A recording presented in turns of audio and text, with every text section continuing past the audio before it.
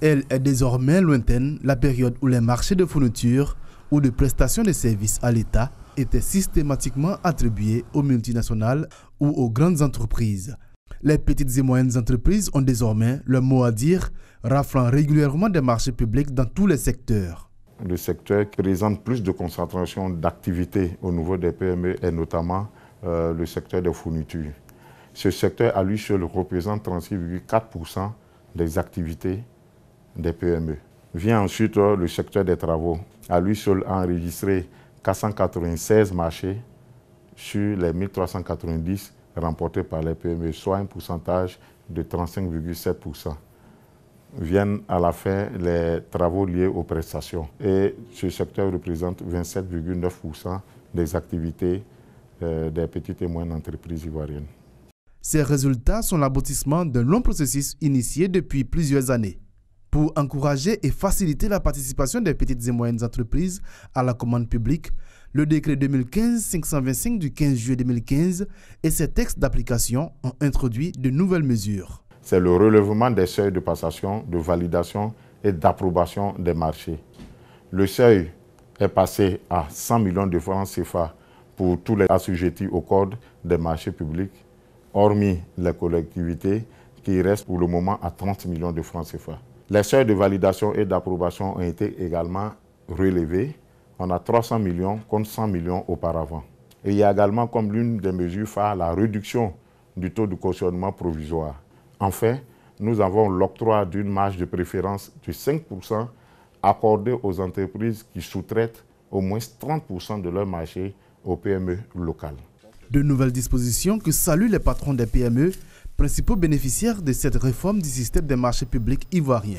Les conditions de participation aux différents marchés ont été quelque peu améliorées depuis un certain temps. Donc, on n'a pas vraiment de difficultés. L'environnement des marchés publics en Côte d'Ivoire est bon parce que quiconque peut soumissionner à un appel d'offres national ou international. Des avancées certes notables, mais les patrons de PME ont quelques observations. Certaines règles posent problème. Naturellement, la clause de la moins-disante. Cette clause amène les soumissionnaires à proposer des offres anormalement bas. Et l'enveloppe budgétaire qui doit servir d'exécuter le marché est infime. Et à ce niveau-là, le marché ne peut pas être exécuté correctement.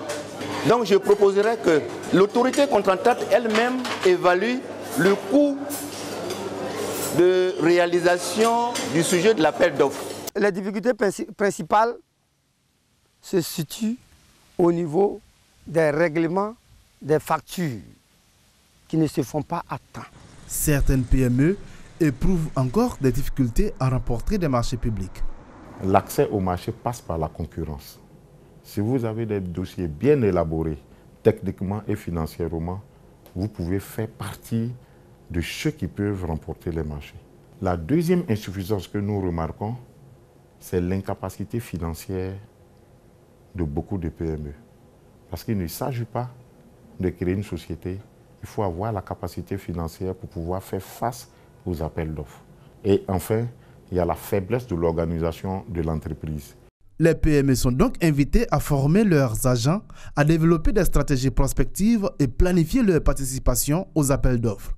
La réforme des marchés publics met désormais le cap sur la dématérialisation des procédures de passation. Un processus qui va permettre de simplifier et réduire de façon significative les délais et les coûts des opérations.